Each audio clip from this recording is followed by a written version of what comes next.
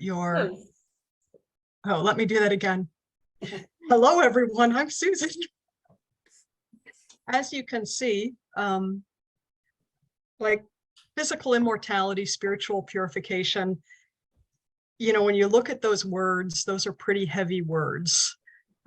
There's a lot going on just with those words, spiritual purification and physical immortality. I hope that you can also see that I am really light about it because these are such heavy words. So I hope to bring these ideas to you in a way that you can have fun with them, that you can play with them, that you can find value in them in your own lives. And hopefully, you know, above everything else is to connect with some higher power who I call God, which we'll get into in a minute. But spiritual purification and physical immortality is all about connecting with the divine. So with that very serious introduction, I'm going to start the power. So I'm going to do a PowerPoint, but I kind of am going to go back and forth, hopefully, through the PowerPoint. If you have questions, like Mara said, just kind of shout out, talk about stuff.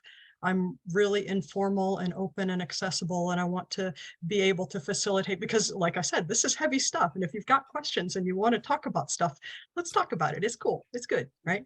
So here and share. All right, so for those of you, so we're going to just do some logistics stuff and what you can expect from this class. Oh, wait.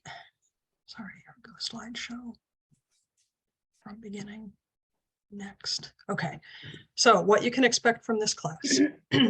3 days, this week, next week, the week after, an hour and a half each. We'll talk about, each day we'll talk about, we'll do a physical practice with earth, air, water, fire, and mind each of those 3 days. Today, because we don't know anything about them, we're going to do it a little bit longer and more towards the end of the class. Each day we'll do a review with questions and discussion from the previous class, because what I'm hoping is that what I introduced today, you're going to take home with you over the next week and go, oh my God, wait, what was that she said? Oh, wait, okay, how do I do that? What do I do?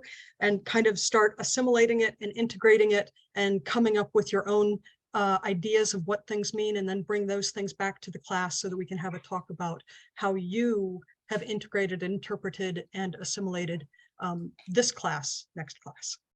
And then each class will do some micro prompts with some journaling so that you guys can come up with your own answers, so that you can have your own thoughts about what's going on, and so that I'm not just here telling you about stuff, but so that you have an opportunity to investigate and explore how you are feeling about something before I tell you what it's about. And then I'll do a little bit of lecture about spiritual purification with the elements, physical immortality, and how those things can operate in your life on hopefully a daily basis. And I'll give you some homework at the end of every class that hopefully will be pleasurable and fun, and that you will go home and going, oh my God, I want to try that. We'll see. So that's the structure. That's what you can expect from this class for the next 3 weeks.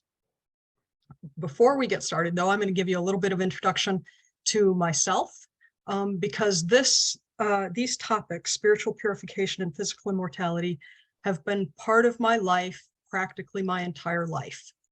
And before I tell you about my path to and through these ideas, as I talk to you about my past and how it's influenced me, I'd like you to think about yourself at those times in your life.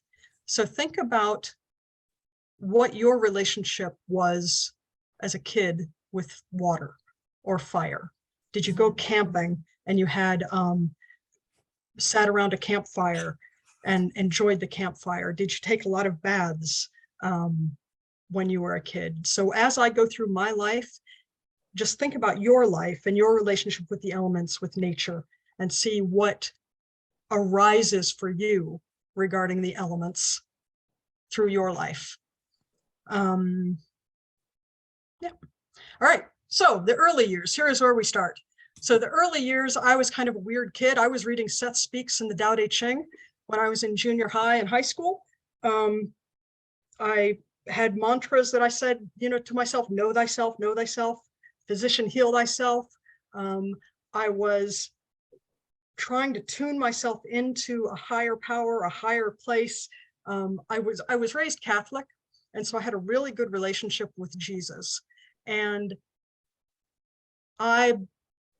Jesus was my first master, if you will, because I really believed Jesus when he said, all of this and more than this shall you also do. So when I was just a kid, I wanted to heal like Jesus. I wanted to ascend like Jesus. I wanted to perform miracles and walk on water. I didn't really want to walk on water, but I wanted to do things to help people because I believed that Jesus was not lying to me and that I was going to be able to do what Jesus did. And so ascension, even when I was just a kid, was like, I can transcend. I can die a terrible, horrible death and raise my body. So even as a kid, I was thinking in those terms. Basketball is in this up here because basketball was kind of my venue. Like I said, I was reading Seth Speaks and the Tao Te Ching and other meditation things, and I applied those things. I applied what I learned to basketball because I wanted to be a good basketball player. So how do I be a good basketball player? I learned that if I would do certain things, meditations, calming myself, breathing exercises, things to change my body, my diet, my exercise, I was a better basketball player. So these things in a weird way made sense to me at a very young age, applying them to this goal that I had of being a good basketball player. So then I went to college and I learned Reiki. So I learned Reiki in 1987 or so. And what I learned from Reiki was service and healing. And I was drawn to Reiki at first because Reiki was the way Jesus healed. And like I said, I wanted to be like Jesus. So when I was told that Reiki is how Jesus healed, I was like, I'm there. So it was in college that I first learned about integrity and wanting to do more with these services to humanity. After college, I went to the Forest Service and I was doing spiritual purification without knowing it. I sat by a campfire all night, all the time. We were always out in the woods with campfires, always walking, always hiking in the mountains, communing with nature, breathing because we were hiking all the time. And I would take baths in rivers and streams and just be in that water all the time. So I didn't know it. And I was fasting at the time, actually, a lot too. So I didn't know it, but I was already doing spiritual purification practices in the Forest Service without being aware, without being conscious. But I felt amazing doing that stuff. Then in 1994, I met Leonard Orr, who introduced me to Babaji. And it was through this organization called SAGE. And I spent about 4 months in Las Vegas with Leonard, with SAGE, learning about Babaji, learning about spiritual practices, learning about physical immortality. And I'm going to take a minute to talk about Babaji. I'll tell you a little bit about both of these guys actually first. So Leonard, well, yeah, Babaji first. Okay, so this is Babaji. So Babaji is an immortal. He's a Maha avatar, and he's really hard to explain. You kind of got to just dive in and have a relationship with Babaji to understand Babaji. All of these pictures are different pictures of the same Babaji. Yeah, wow. Go ahead. Oh, I recognize one of those pictures. Yeah, but anyways, wow. Yeah. Sorry. Yeah. That's okay. And so Babaji is an avatar. He's God in human form. He is infinite being, infinite manifestation, infinite intelligence in a human body, and can transmute and do miracles and all this. And there are stories about everything that Babaji can do. And so Leonard, this is now Leonard, I'm going to shorten this story a little bit, but he basically found Babaji in India back in the 70s. And Leonard became a devotee of Babaji. Leonard is known as the father of rebirthing. Rebirthing is a breathing technique where you learn to breathe energy as well as air. and it's a conscious connected breathing. All breath work today is basically based on the work that Leonard did with the breathing. And it was Babaji who gave Leonard the gift of rebirthing so that Leonard would bring it to the United States and spread breathing as a spiritual practice, and that practice of air and breathing energy as well as air. So after the 4 months in Las Vegas, learning about this stuff and really diving into breathing and Babaji and spiritual practices and all of that stuff, I continued with Leonard for about another 6 months and spent time with him in California, doing spiritual practices for another 6 months out in California. After this almost year of these heavy duty spiritual practices and all of these concepts and physical immortality and everything, yeah, my mind was blown, and I became completely unfunctional. So I basically, like, this was me for about a year. I literally stayed at a friend's house and slept on his floor and could barely function for about a year. I had just, everything that I thought was real was like changed. Life was changed. And so after that time, I started climbing out, and it was a slow process, developing self-esteem, getting a better relationship with money and work, getting a better relationship with my family and friends. And it was a slow climb. And I ended up being a truck driver at the end of that time period. And you can see I have a mala on there. A mala is prayer beads. That was one of my first things while I was in the cab of the truck. I thought of it as my monk's cave. And so I would do spiritual practices while I was driving a truck. And this whole time frame, I was continuing to do the spiritual practices, earth, air, water, fire, continuing to use the tools that I had learned here in 1994. And it was what kind of helped me climb out of this despair, loss, whatever, change, shift, huge transformation that I had gone through, were the spiritual practices that helped me climb out and get to finally a place where I could be functional in society to drive a truck. And then, and what's interesting about this is that at the end of this period of time, when I finally kind of got out of my hole, was when I went back to school for my PhD. I learned the fire ceremony. I learned Jara. And it was like, even though I went through all of this stuff and kept trotting through it, plodding, whatever, I came out on the other side, like, and had this expansive period of time. And so I got a PhD. There was a period between 2007 and 2008. I doubled my income once. And Leonard used to talk about that, about how when you start absorbing and practicing spiritual things, like, you can transform your life and you can double your income, and you can do it. And I did it during that time. And everything was just from climbing out of the hole, it just kept going. And my life expanded tremendously over the next 16 years. And then I moved here in 2019, and I kind of had this, again, little transition. And I'm not sure, I mean, it was COVID year. My mom passed away. I had moved here from New Jersey, all of this stuff that was this just kind of inner spiral tumult that landed me on the floor again. And I spent about a year, not literally, it was not as bad as the first time, but I was still kind of laid out and almost non-functional for about a year, and was climbing out again. And so I am now, like, on the edge of this climbing out. And the reason I talk about this is because, like, through all of this, I was using spiritual practices, earth, air, water, and fire, to varying degrees. When I was on the floor this year, I was barely able to do anything. But so I shaved my head. This is actually the second one that I did. The first head shave that I did was back in early 2021. And I did this the first time because I couldn't do anything else. And so I did this as my spiritual practice. It was because I was like, I can't function, but I know I'm going to take a shower every day. If I take a shower every day, then I know I can shave my head 3 times a week. So that was what I committed to. And that was my spiritual practice for that year, 2020, 2021. Okay, I'm going to stop there for a sec. So did any of that make sense? Did anybody have any questions? Because I used a lot of words like spiritual practice and, that kind of stuff, and we're not quite there yet.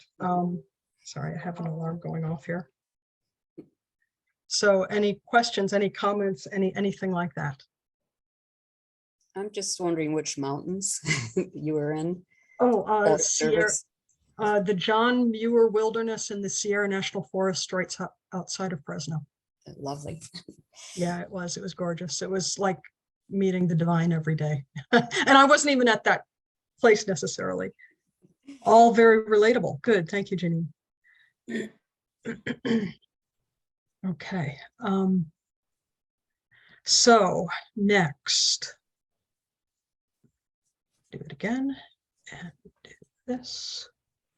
All right. So here we are here, and these are Babaji again. And now we're moving on to some of Leonard's humor, physical immortality, the only cause you can't die for. Okay. All right. So now, because there's a lot out there, I feel like it's fair for me to talk to you about what my premises are. Like, how am I approaching this? What's the logic behind it, if you even want to call it logical? Where am I starting, so that you can choose if you agree with where I'm starting, or if you don't choose to agree with where I'm starting. And either one is okay. I would just want to be transparent about my approach and how I do this, so that we can have conversations if you disagree and conversations if you agree. So the basic premise that I start with is that basically love is all there is. Life is love, love is life, God is love, God is life. We're all parts of the same source. We are all one. I really like the phrase, the drop of water can say, I'm not the ocean, but I'm one with the ocean. And so we're like those little drops of water. We're not the ocean. I'm not God, but I am one with God. And I have the same qualities and characteristics as the drop of water has with the ocean as I have with God. And so the problem that we're experiencing is that we have lowered ourselves in human consciousness, and our minds have separated ourselves from God, and we have forgotten the source of of what gives us that life and love. And there's a lot out there, obviously, about this, about how we're all walking each other home, we're returning to source, all of that stuff. And I buy into it in my own way. And to me, physical immortality is a way that we can talk about reclaiming our divinity, reclaiming our oneness with source, because at its core, physical immortality is really just being the divine that we already are. Getting rid of, releasing the things that our minds are telling us are keeping us separate from God, keeping us separate from our natural divinity. And it's through spiritual purification that we're able to get through some of those myths and lies that we're telling ourselves about our natural state and our natural source. So because we're talking about, at the base core of this, we're talking about the divine. I like the word God. I don't have a problem with the word God. Sometimes I say Father, Mother God. Sometimes I say Mother, Father God. Sometimes I say the oneness. Sometimes I say all that is. Sometimes I say whatever. To me, it's all the same, because it's all the same source. It's all the same love. It's all the same energy, and we're all just all of it. So whatever language you prefer, if I'm not using that language, please forgive me in advance, and just substitute your own language as we're going through, and use whatever language in your own mind works for you, and understand that we're just talking about love and God and the source, all that stuff that's all good and wants the best for us and all that stuff. My approach for this is for you to just make this your own. There's a lot here. There's a lot going to be going on. I'm hoping that you will find things in this that you can say, oh yeah, that resonates. That's something that I can, I don't expect all of it to resonate. I don't expect you to walk away from this understanding physical immortality. It took me 30 5 years to even get to a point where I could teach this class. I've been doing this, and Babaji, I mean, my gosh, who is Babaji? It took me 30 years. Like I said, I came from a Catholic background. It took me a long time to go, okay, Babaji is someone who I can trust and talk to. And I still am not sure, like, if he's God, I don't quite know, but I trust him. I'm good with that. So it's taken me 30 years. I don't expect you all to get it in 3 weeks. And just take the little pieces that resonate with you and let those pieces resonate and speak to you and evolve you as you choose. Okay. Any questions, anything about that? There will be dancing. Oh. Yeah. Oh, love it, love it, love it. Okay. Next. Okay. Okay. So this is just a summary. Even though we're talking about physical immortality, there's this idea, and it took me a long time. This was another thing that it took me a long time to kind of wrap my head around, because when you talk about physical immortality, you're talking about the body, but then you're not really talking about the body, because I'm not this body. We're actually talking about the one source, and identifying as that one source. The body is just consequential. The body is the thing that brings that source through. So it is physical immortality because I am embodying that divine source, but it's not about my body. It's about the source. Okay. So some quick definitions. Yeah. Physical immortality. These are just some ways you can think about what physical immortality is. Physical immortality is uniting the body consciously with your true reality, your true self, with God, with love, with oneness, with life.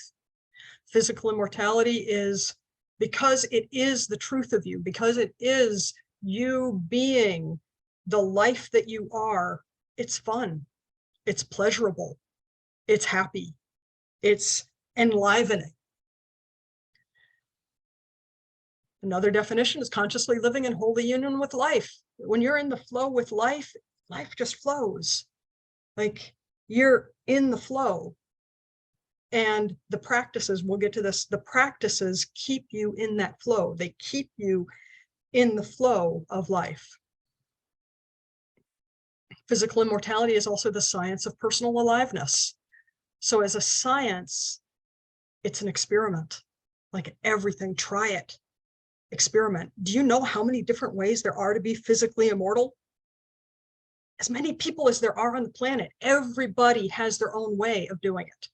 Nobody can tell you how you bring the divine through you.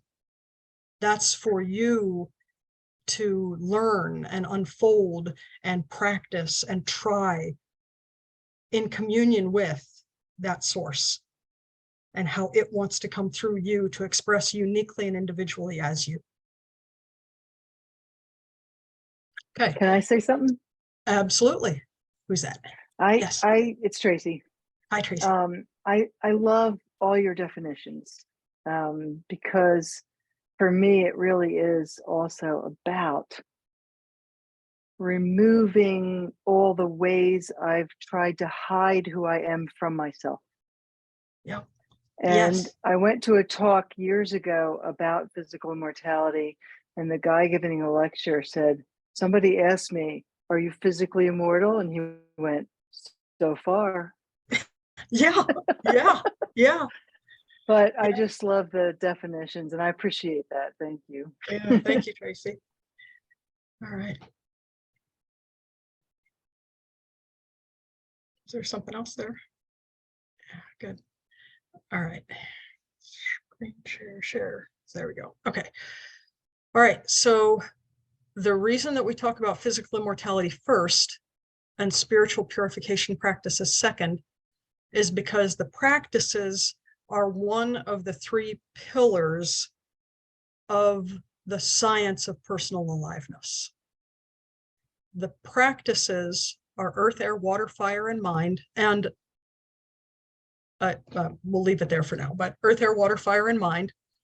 And doing the practices is one of the ways to support yourself in physical immortality.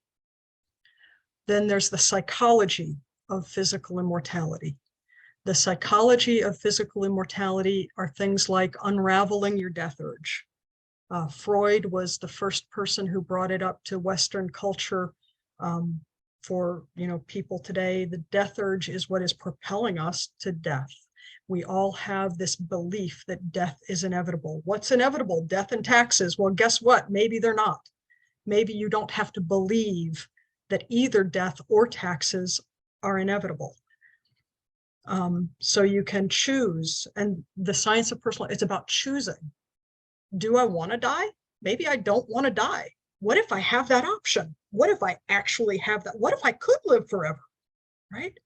I mean, it's just expanding. What if you could live forever? What if you had that option? And think about who your psychology to make that happen. And what would you need to change in your beliefs and your habits and everything that you think if you wanted to have the option to live forever? Yeah. All right. Another psychology of the science of personal aliveness is releasing your personal law. Your personal law is a very core thought issue that you carry with you throughout your life. It's usually, and I'm going to really simplify this because unless you go through it, it sounds really simple, but it's usually something like, oh, I'm not good enough. Oh, I'm not unworthy. Nobody loves me. And most people have those types of thoughts that they carry with them as core identities. And releasing that is very freeing and expanding. And think of who you will be. It could be if you no longer thought, I'm not good enough. What if you thought, not only am I good enough, I am amazing. And you really believed it. And in physical immortality, because the core, the basis, the presumption of physical immortality is that you are divine love, source, all that is your reality. The reality is that you are good enough and that you are all that and that you are the divine love that you want and get, and then you have it. So when you release your personal law of not being good enough, of being unlovable, of not having enough, it just goes away and your options open and you are expanded into a new life of potential physical immortality. Then the birth trauma. Birth is traumatic. It sucks.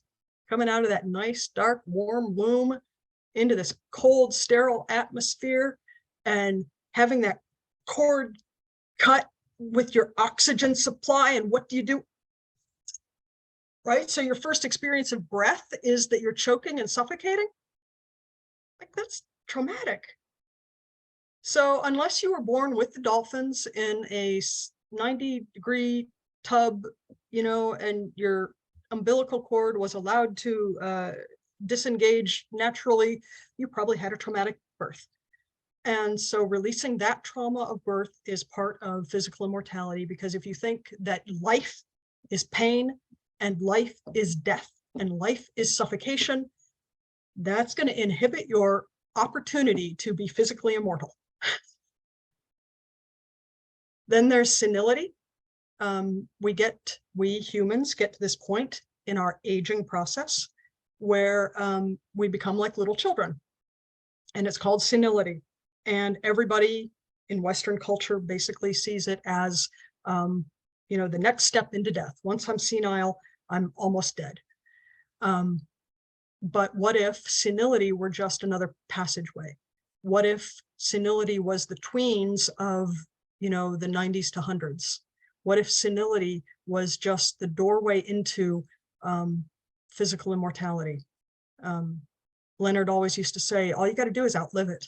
You just got to outlive it. You got to outlive your death urge. You got to outlive your senility, and then you're physically immortal. Easy. Just do it, you know? So anyway, then there's the philosophical aspect of the science of personal aliveness, which I'm not going to get into, but just think, if everybody's living forever, we got to rethink everything. We got to rethink our institutions. We got to rethink our finances and money. We got to rethink our politics. We got to rethink how we do communities and our sustainability. So the philosophy, we're not going to talk a lot about the philosophy, but you see how that fits in. Like, you got to figure it all out if we're all going to be immortal. All right. Okay. So the practices, making it real. Okay, so here, stop. Any questions, comments on all of that in the 3 pillars of physical immortality? Yes, Linda. Hello? Oh, Yep. I'm on. Yep. Oh, good. This might not even relate, but when you're talking about birth trauma, I have heard, and actually in my first son, I've seen that he knew, and I've read about other people, they knew a previous life, and he knows immortality, and then he lost all that once he discovered McDonald's and all that stuff, and had to live this life. Have you heard that kind of thing? So there are instances of young children remembering like immediate past lives. Is that what you're talking about? Like, yes, and he said, gee, I'm glad, just when he started talking, that I'm going to live forever. And I go, what? And I said, and he said, God told me. And I'm just shaking. And he said he learns everything from the stars. And how old is your son? Oh, now that's That's gone. What he's in his third. That's when he's very tiny. He's in his 30s now. But then he, discovered dinosaurs, McDonald's, all that stuff, and living this life. And once you live this life, you forget it all. Yeah. Until you remember again. So he blew my mind. But I've read about that with other people too. Yeah, definitely. And I don't think it's uncommon. And you're right. Like, we get here and we forget. But that's why we're talking about it, right? Let's remember together. All right. Anybody else? Everybody good? Okie dokie.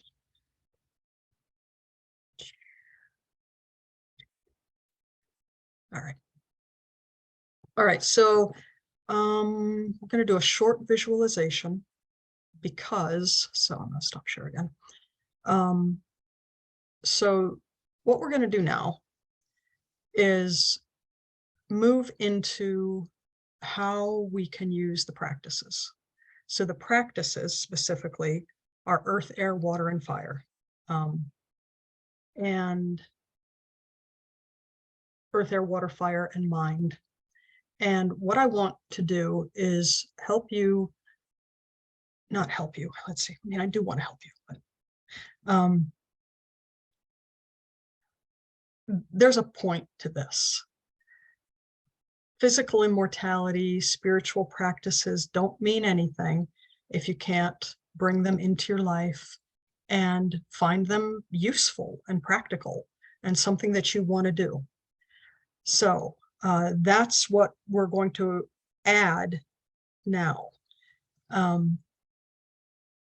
With this short little visualization that I'm going to walk you through, I want you to think about a situation that you want to improve, or a relationship that you want to improve, or, all right, so let's just do it. All right, so everybody just relax and close your eyes.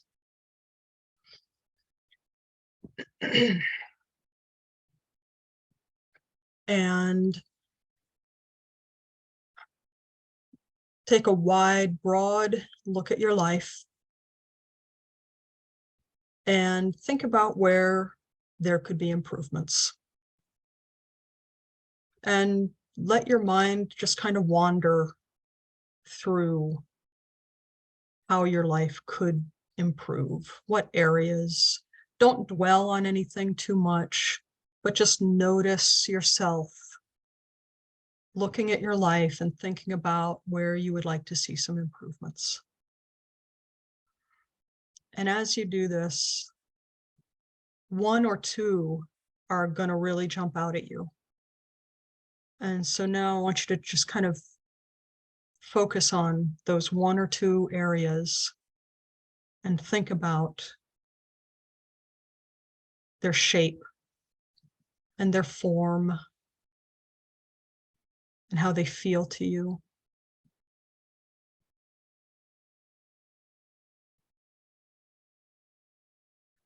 And now just kind of take a deep breath with that in the back of your mind, and we're going to switch gears. And I want you to just imagine and remember where you were when you woke up this morning.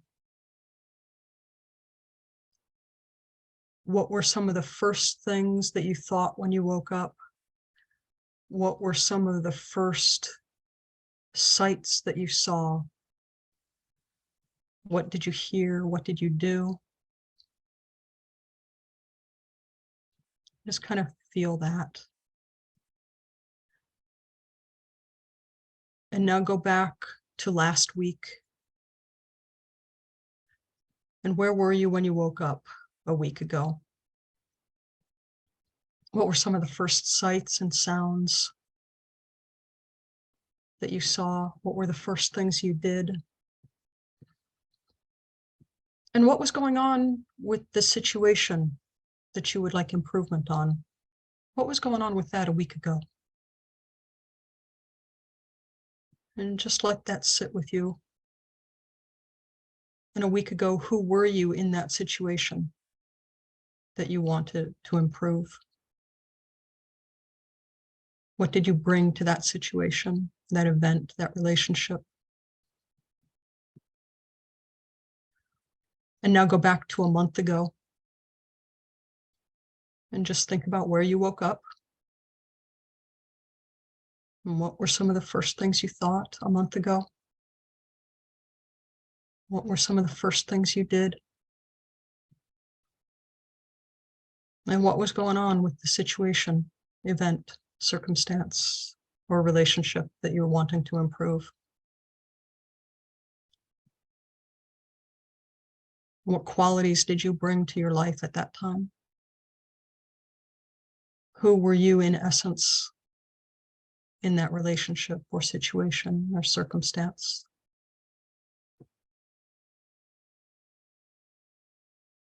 And now, if you can, go back to the origin of this situation, circumstance, event, or person or relationship that you want to improve. When did it start?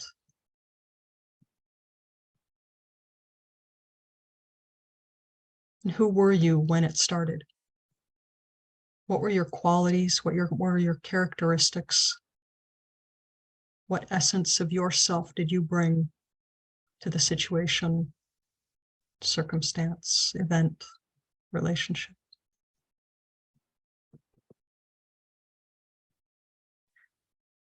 And now in your mind, from that point of origin, just bring yourself forward to a month ago, to a week ago, to this morning.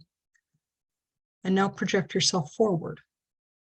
Next week, where do you wake up? What are some of the first thoughts that you have? What are the first things that you do? And what is the essence of yourself that you want to bring to this situation, circumstance, person, event?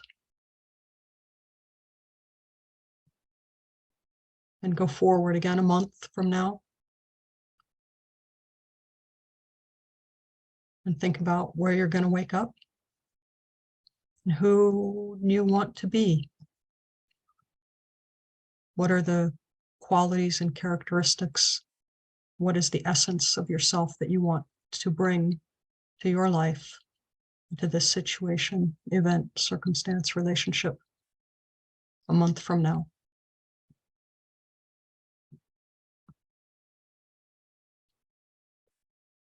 What is the highest good? What is the highest you that you can be in the world a month from now?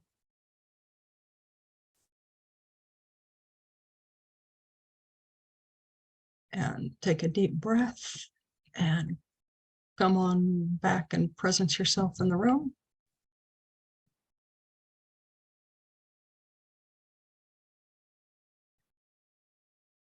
Okay. So did everybody have something that they were thinking about? It's not your head. Yeah, something. Okay. So a month from now is going to be the week after this class ends. So what I'm hoping is that in the next 3 weeks, in the next 4 weeks, you use the practices in a conscious way and apply them to this situation, circumstance, event, relationship, whatever it was, but that as you do the practices, this is the part of your life that you're going to focus them on. This is the part of your life that you want to purify, spiritual purification, that you want to bring divine love and light into. And it's a science. You're experimenting. Try it. Maybe it'll work. Maybe something will happen.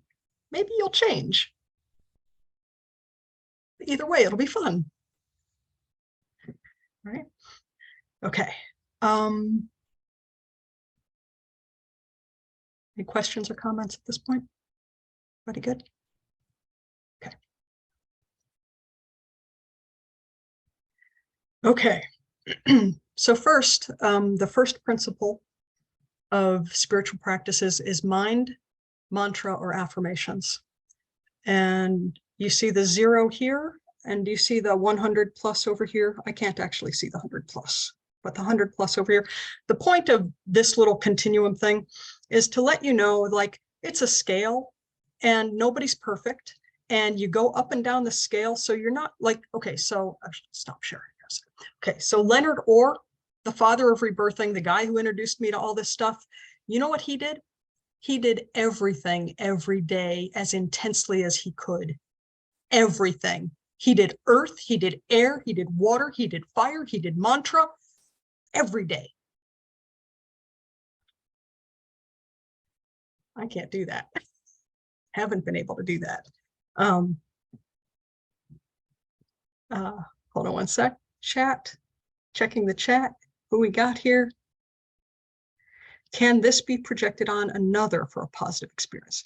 Okay, Kat. Can this be projected on another for a positive experience? So let me understand the, oh, okay. Kat, there are different answers to your question. The first answer is that, in my opinion, prayer works, energy healing works. People can unite and send positive energy, loving energy, healing energy to a person diagnosed with cancer or tumor or anything like that. And there can and often is benefit. I see. On another level, each person has their own experience corresponding with their level of consciousness, corresponding with their ability to receive love, to be love, to learn the lessons that they're learning.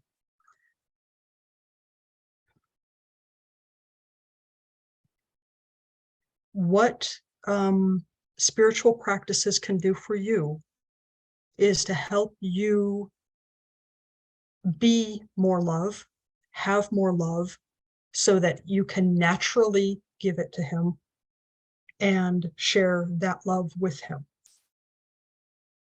He would benefit if you wanted to share these practices with him. He would benefit. He would benefit from the breathing, the bathing, the everything. The bottom line, though, is like, you can't do it for him. But the more you do for yourself, the more you are opening up his opportunity to do it for himself. Does that make sense, Kat? Anybody else want to? Well, yeah. I'm glad you're here, Kat. Thank you for being here. We will support you, and the practices will give you strength. Love always gives strength, right? So, yeah, I can tell. Yeah. Okay. Sharing the stuff with him will help both of you if you choose to do that. So.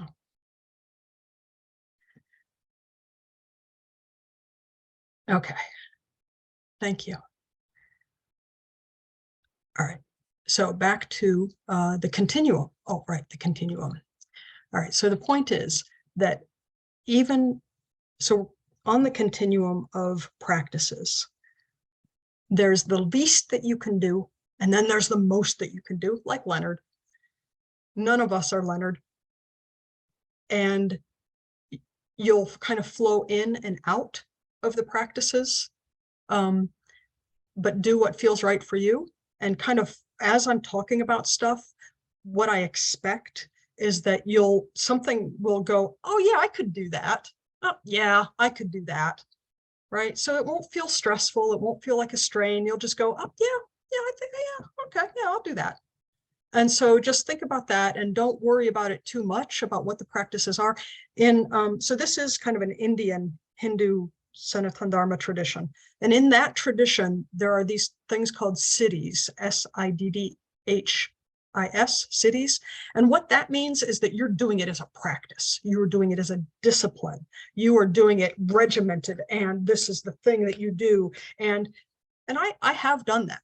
There are times when I have been very regimented, very disciplined, and for me, I like structure and I like regiment and I like that kind of stuff. So at the time when I was doing those things, it worked. If you're that kind of person and you like structure and discipline and regiment, it's a great, great thing. I'm currently not there. Like I said, I did this because I couldn't do anything else. And part of me was like, oh my God, I can't do anything else, because I had been very regimented. Anyway, so the point is, do what feels right to you. This is an introduction. Start where you're at. Don't worry about it. I give you the continuum so that you can kind of have a choice and see what the least kind of little thing is and what a more intense kind of practice would be. So, here we go. So, mind, mantra, affirmations. The first very basic thing is notice your thoughts and raise your vibration, raise the quality of your thoughts. Higher quality thoughts, thought induces action. Any higher kind of quality thought that you have brings a higher quality action. Just notice and raise your thoughts. If that means you're thinking, oh God, I've got to go to the store. I hate the store. I got to go shopping. Gosh darn it, change that thought, because you don't want, think, oh wow, I'm going to the store today. I'm going to have fun. I'm going to have an exciting trip at the store, whatever, but change your thoughts. Second thing that you can do while you're noticing your thoughts, just repeat something simple. This is a very simple kind of mantra kind of exercise. Your mind is full of chatter. Repeating a single word, repeating a thought shifts that chatter and focuses it on something that is simple and true. Love is true. Thank you, God, is gratitude. It's true. So it kind of diminishes. You have less chatter and more single stream of thoughts. Raise your thoughts even more and repeat the name of God. Because what is the highest thought that we can have? God. So Jesus Christ, you just repeat Jesus Christ, Jesus Christ, Jesus Christ, and not like Jesus Christ. But sincerely, like Jesus Christ. Om Namah Shivaya is the Sanskrit name of God. I surrender to God, thy will be done. Abun Dabashmaya is the name. Abun Dabashmaya means our Father who art in heaven in Aramaic, which was Jesus's native language. So Abun de Bashmaya, our Father who art in heaven. Then finally, we can do repeating the name of God all the time. Like the practice is just have the name of God in your mind all the time. Then there are other mantras that you can use, the Shanti mantra, the Gayatri mantra, the Mrityunjaya mantra. Won't go into those, but if you like the name of God, just use the name of God, and that can be a good thing, just in your mind all the time. Okay, so what we're going to do now is we're going to utilize this practice right here, right now, together. We're going to do some affirmations. So I would like, all right, so on this page, we've got people's names in the left-hand column, then a number for the thing, and I can't see, oh wait, okay, so when you find your name, you are going to read the one after your name, and I will start. And when so everybody can unmute themselves when they're ready. So when you see your name come up, and we'll be skipping some because not everybody's here, but so after you hear the one before your name, and I've got two things here, so right, so take a breath. When the person reads the affirmation, take a breath, feel it, bring it into your body, feel how this affirmation feels. Then after you've taken your breath, the next person read, and we'll see how this goes. Everybody ready? So I'm going to start. I have enough goals to keep me busy for the next 5,000 years. They are wonderful goals. Everyone enjoys participating in my vision and supporting me.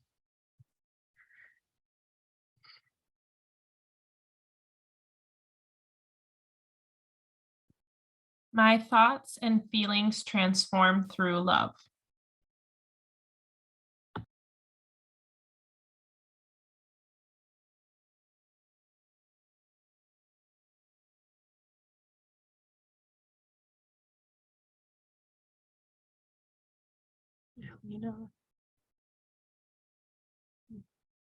Janine? Barbara might be next. Oh, Barbara. Great. I was muted. My energy creates my life experiences. My being is only love and light.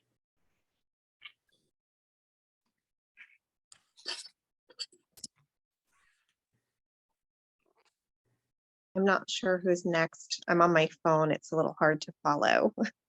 Yeah, Janine, you are. Can you see it okay? Yes, I freely release patterns, habits, and thoughts that no longer serve my soul's purpose.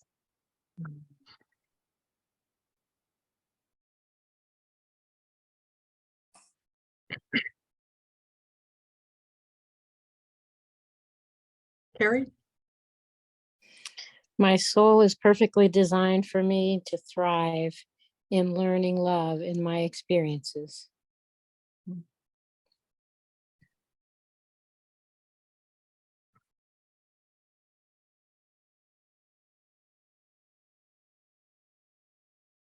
Lee?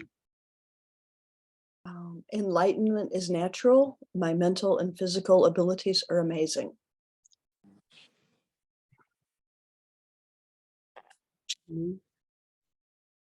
My connection with infinite source maintains my body and mind in perfect balance.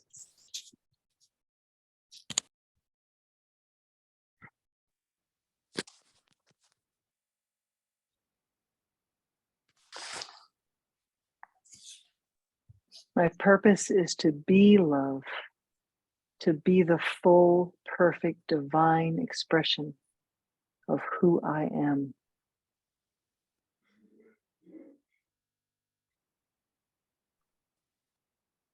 Love and joy are gifts I give to all.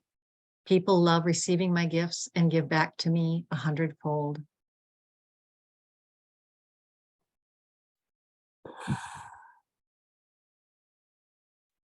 I always accept the flow of my life and lovingly embrace each moment. I love life. Life loves me.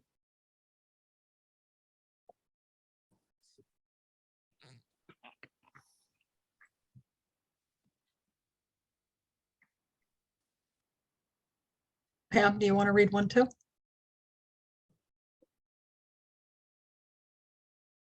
Just pick one. I need to read again. Well, Javier read for you, right? So you need to Yes. read. Yes. Okay. I always accept the flow of my life and lovingly embrace each moment. I love life. Life loves me. Thank you.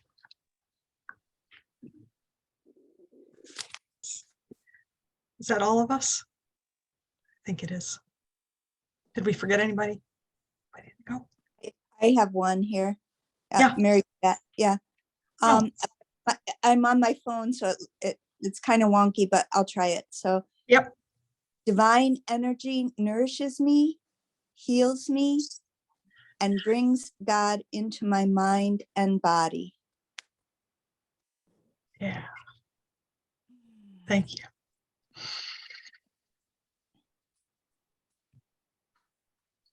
Anybody else? Me. Okay. Oh, going back up here. Is that Kat? Yes, ma'am. Do you have a name Pretty other sure. than Kat? It's short for Catherine. But I'm going to try to pick one on here. Okay, sure.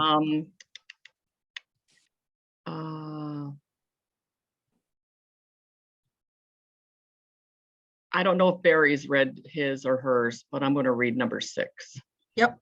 My energy vibration influences the actions I take. Yep. Good, thank you. All right, anybody else?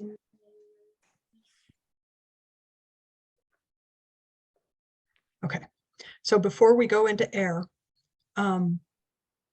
did any of those, and you don't have to actually answer this unless you want, but hopefully one of those resonated with you, right? One of those was like, oh, I liked that. That Hey, felt Sid. really good. Yes, Mary? I just unmuted myself. I didn't get to read one. Oh, well, let's get you in there, Mary I was Wallace. stuck on mute. Quite unlike me. Oh, here you go, Mary. It's a good one for you. Oh, I got it. Hold on. There we go. There you go. Right here. There you go. Oh, I didn't share it, did I? Wait. Oh, my goodness. Oh, my.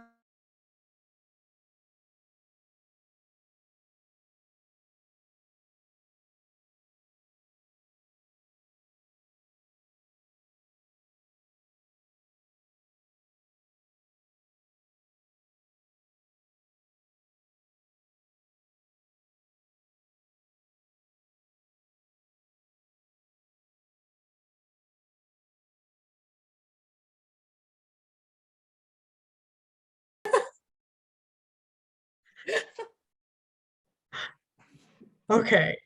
Everybody good now? All right. So one of those resonated, something in there, and you will, I'll send this out. So you will have that list to be able to look it over. So what we just went over was the mind and how your mind resonates with love. And the thoughts that you think are either going to be affirming love or they're going to be denying love. And the more thoughts that you have that affirm love, that affirm the truth of you, that bring you to that state of joy and upliftment, the more you're going to experience that in your life. So that's the first principle of the practices, is just start looking at what your mind is doing and moving your mind, directing your mind to higher quality thoughts of love and light.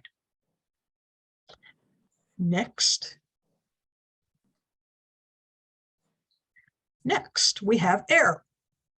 Air is what air is. Air is air. Air is breathing. Air. The breath of life. Air supports us. We don't breathe, we don't have life. So air is the next principle of physical immortality and spiritual practices, because when you breathe, you are breathing life. So we're all going to do 20 connected breaths. But this is the first point of the continuum, 20 connected breaths and nadi breathing. And I'm going to teach you those two exercises tonight. For those of you who I know are breathers, you can do your own thing, which is, the rebirthing in warm water. But there are lots of breathing exercises that you can find online. Honestly, I personally am partial to rebirthing, because rebirthing is an amazing technique. I learned it from Leonard. It's a way of breathing energy as well as air, so I'm partial to that. But for the moment, as far as spiritual practices go, I'm going to teach you two, and then you can look up online. There are lots of breathing exercises out there. Test them, try them. It's an experiment. See what works for you. So air is what we're going to do now.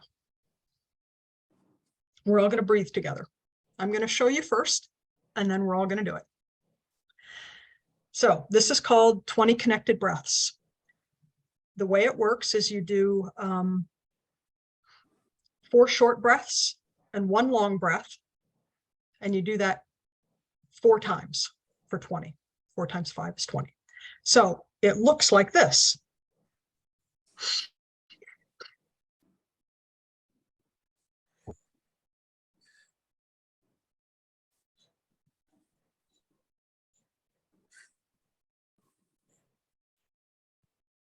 Only do it 2 more times. I'm not going to do it 20 times for now. Y'all got that? So we're going to do that together. Now, so take a nice exhale, and we're going to start. Ready?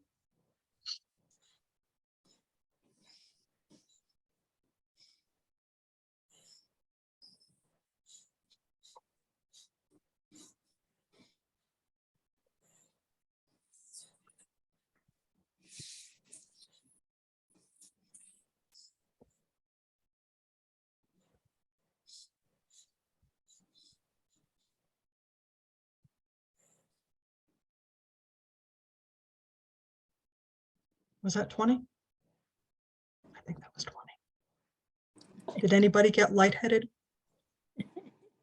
Right. So, Tracy, you got lightheaded? So that was 20 connected breaths. I was just doing your, yes, that was 20. Sometimes I lose count. So 20 connected breaths is a basic air practice using connected energy breathing, connected breathing. If you feel lightheaded, if you feel a little bit, something moving, it's because it is. When you're breathing like that, you're moving the energy. You're bringing in divine energy. And when so just as a little aside, one of the reasons that I am partial to rebirthing is because rebirthing takes you through that process for like an hour, 2 hours. So if you just felt lightheaded after doing 20, do it for an hour and think about where you're at after an hour. But then what happens after that hour of breathing that energy, it's like everything releases, and you let go of your body. You let go of your you let go of your breathing. And what happens is, and it's hard to describe, but the breath breathes you. You're no longer breathing the breath is breathing you. So that's one of the reasons I'm partial to rebirthing. So that was 20 connected breaths. I hope that you all will do it as homework between now and the next time we meet. The second one I'm going to show you is called nadis breathing. This is more, so nadis breathe. So nadis are the energy circuits that go from the meridians. They connect all of your nervous systems. And so the nadis, to purify them, this is the breathing technique to do that. You hold one nostril closed and you breathe in People are nodding your heads. You're familiar with this. You breathe in, and then you close this nostril and you breathe out. And then you breathe in and close that nostril and breathe out. And then you breathe in. Close it, breathe out. Right. So we'll do it together, and you can find videos on this, but we can do it now real quick. Just close one.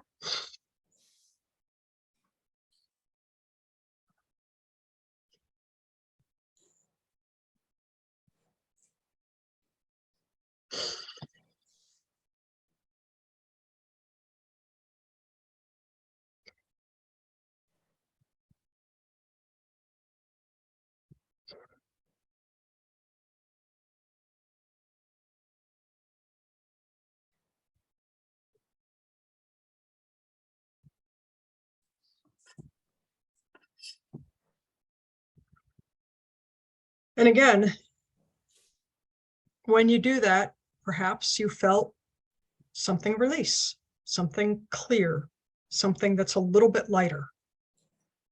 And this is why breathing is important. Mara.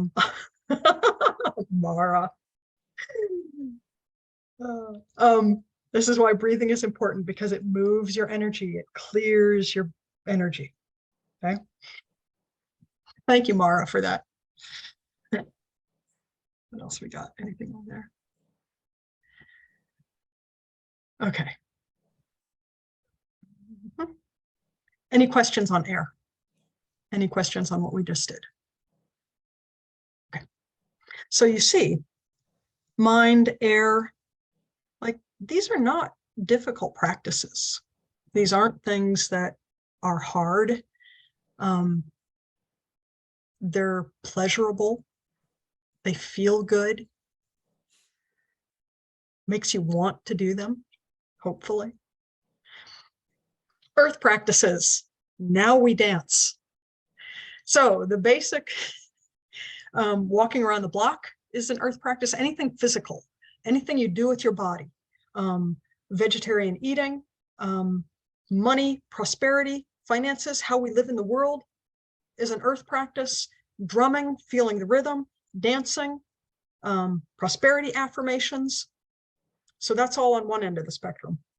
Then you could do fasting, conscious exercise, working, karma yoga, creating your career, living a loving a life, a career that you love. All of these are earth practices. So we are going to do a real quick earth practice. And I'm okay if you want to turn off your video for this, but I'm going to encourage the dancing. I did say there was going to be some dancing. So just for like a minute, I'm not going to turn off my video, but if you want to turn off your video, just take a minute, and we will, like literally a minute, and just kind of do some dancing and feel your body and let your body flow. And like, if you want to drum, have fun with your body, feel your body, exercise, do whatever, I do rebounding, jumping on a trampoline. That's a lot of fun. So yoga is great. Anything that moves your body, anything that moves your energy, anything that, so you can feel present in your body. Leonard always used to say that cadavers, dead people, they're not called stiffs for nothing. They're stiffs because your body's stiff.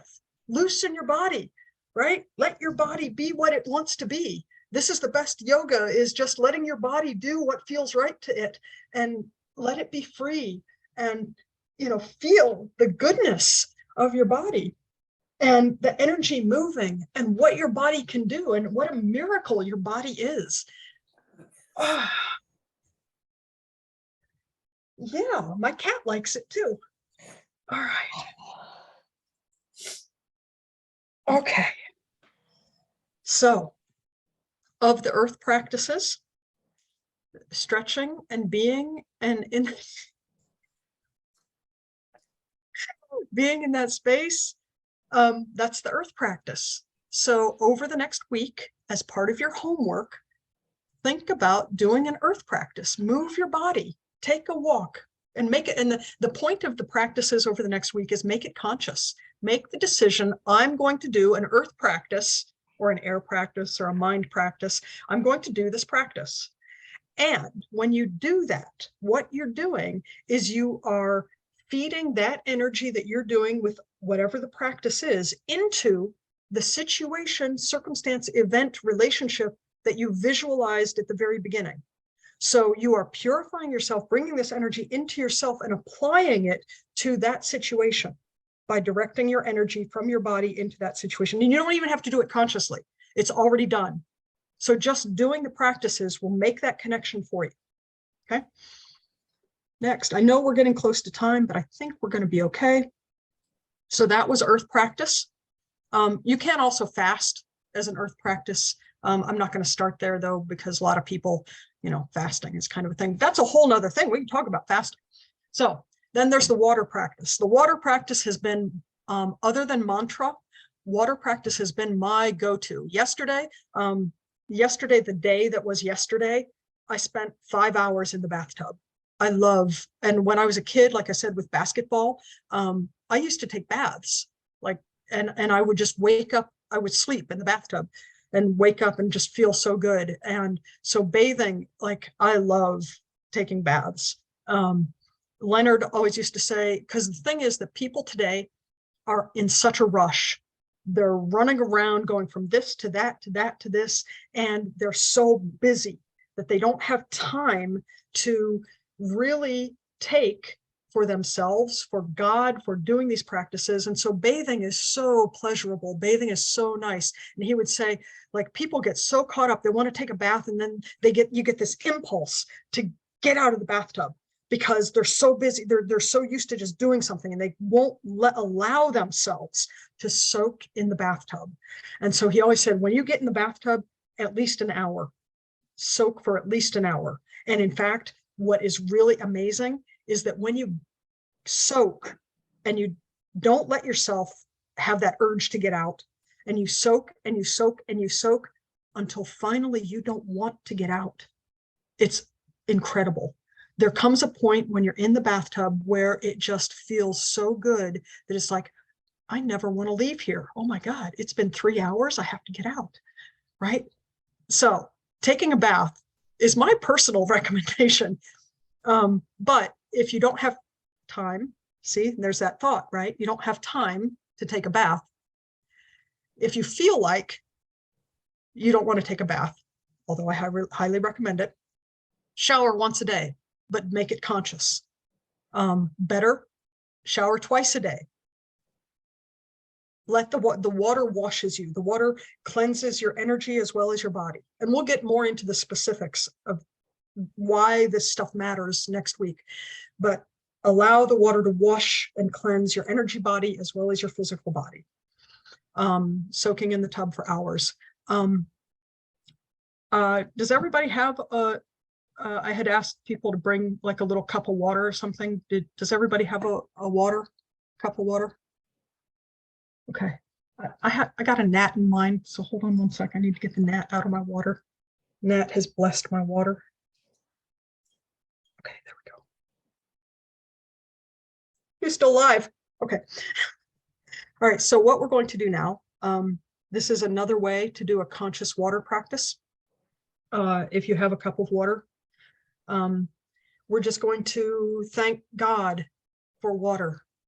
So again, like if you are familiar with blessing things, blessing water, blessing your food, do it in a way that feels right for you.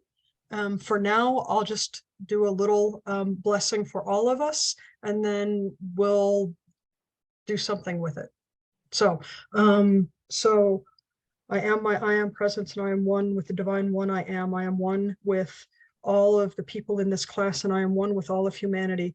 Through the presence, power, authority, and will of the presence of God I am, I call forth the full, pure presence of love, divine love, to bless this water, to bless all it touches, to bless everything through this water.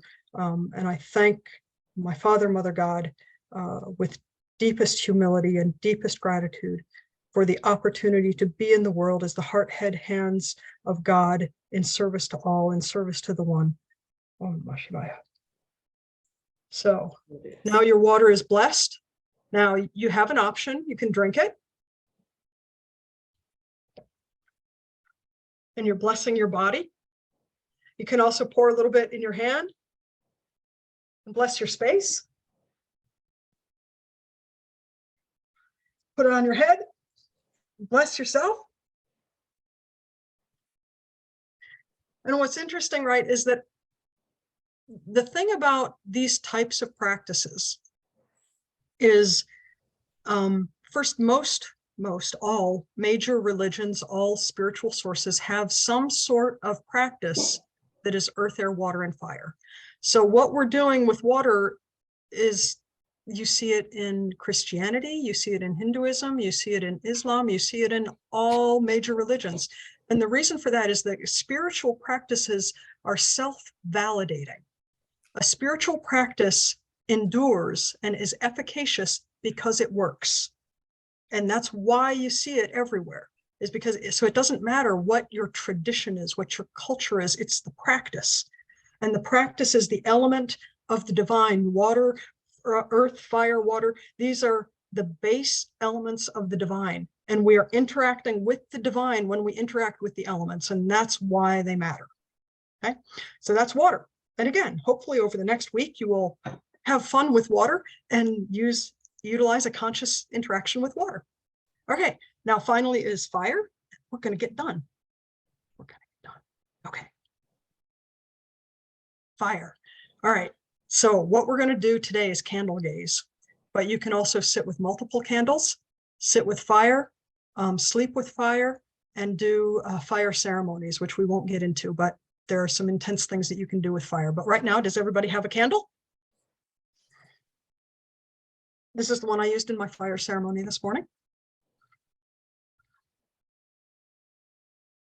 Okay, so just like 30 seconds. And you can, if there was one of those, a thought that you liked, you can think that thought as you're gazing at the candle. You can just think love, love, love. You can think God, God, God, whatever, or you can think nothing. So just look at the flame for about 30 seconds. Here we go.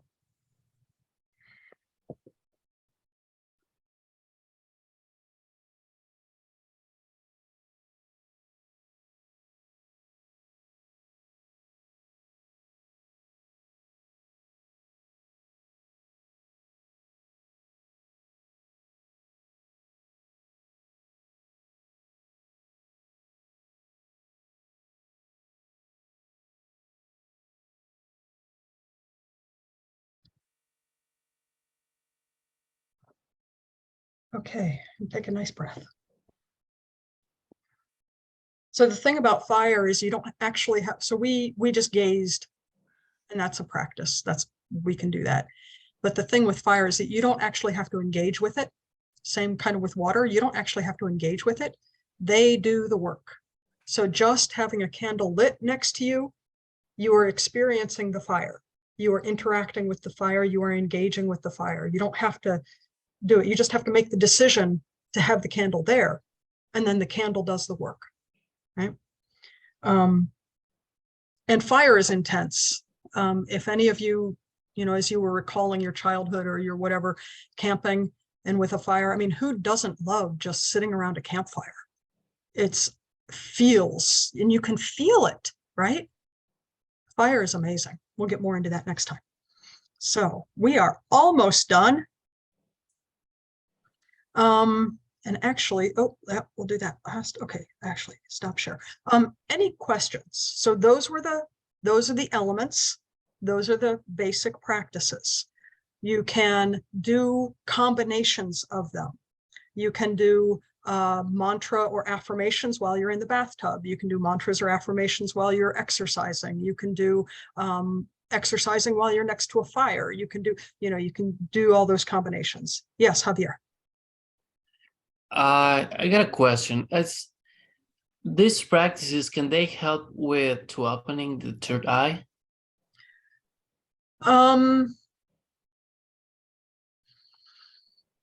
My intuition says yes, of course.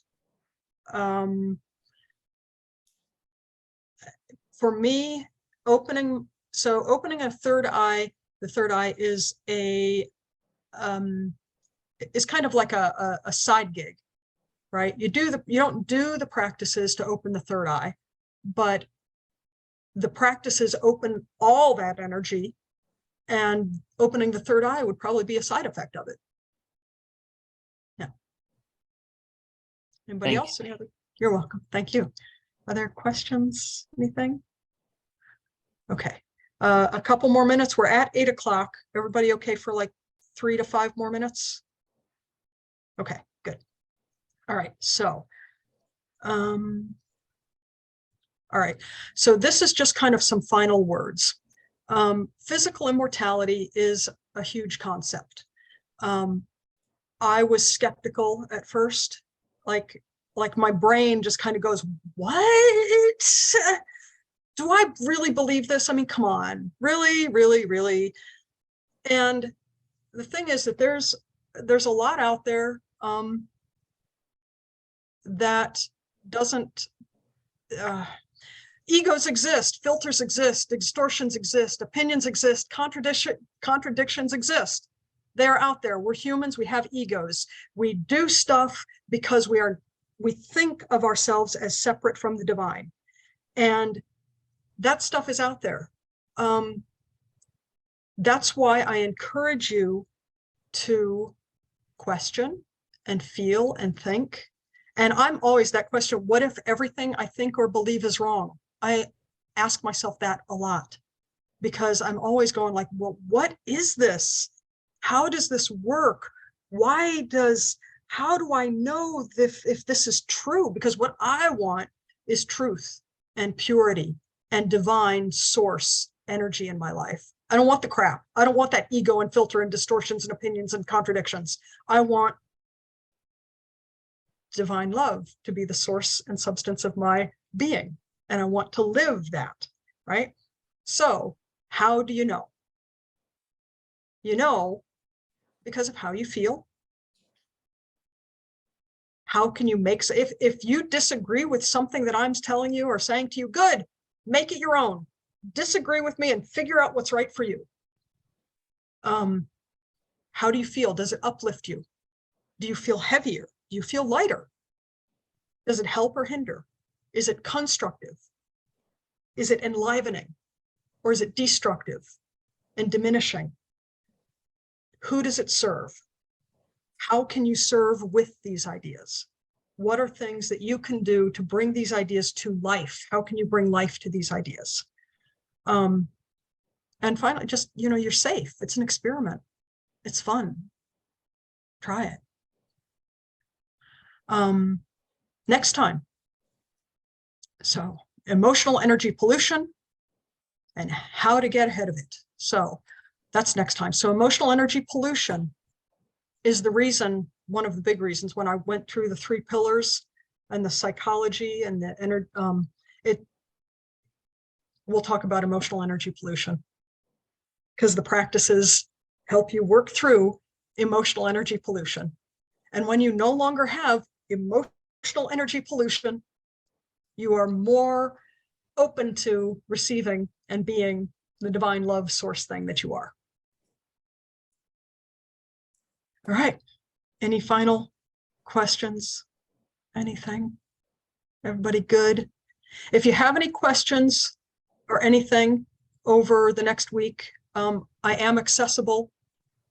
You'll be getting an email with those affirmations, as well as some reminders about the homework. You'll be getting that probably over the weekend. If you have any questions, if you want to discourse with me, have a conversation with me, let me know. I'm here. And what element is moon gazing? That is Earth, because moon, well, generally speaking, the moon is at night, and sleeping or not sleeping is an Earth practice. Thank you, Lee. Carrie, did that answer your question? Anybody else? Everybody good? Okay. And everyone, thank you. All right. We'll see you all next week. Yay. Have fun. Yeah. Feel free to unmute yourself to say goodbye, say goodnight. We can hear Thank each other. you. That's Good good. night. Goodbye. Bye-bye. See you next night. week. See you next week. Thank you. Thank you. Really good. Everybody, thank you so very much. Yeah, thank you. Thank you. Good night. Thank you. I'm signing out. Look how Bye-bye. awesome you are. See you.